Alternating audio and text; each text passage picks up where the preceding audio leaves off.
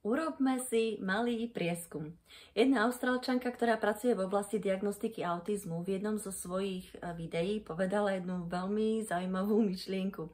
A to, že ľudia s autizmom alebo ADHD sa prirodzene cítia najlepšie medzi tými, ktorí vnímajú svet podobne ako oni.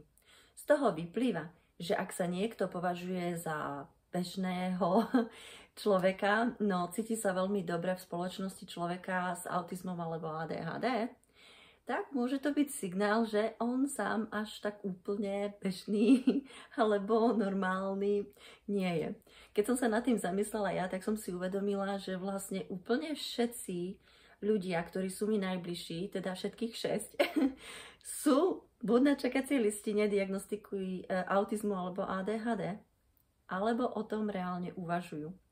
Každý z nich je trochu iný, zvláštny, výnimočný a práve takíto ľudia ma vždy priťahovali. Ľudia, ktorí sú hlbaví, zvedaví, tvoriví, čo sú črty typické pre neurodivergentných ľudí. A teraz ste na rade vy. Máte autizmus alebo ADHD? Cítite sa najlepšie medzi inými neurodivergentnými ľuďmi? Alebo sa považujete za normálneho, no stále vás to ťahá k tým, ktorí myslia inak? Napíšte mi do komentárov, som zvedavá, koľko sa v tom nájdu.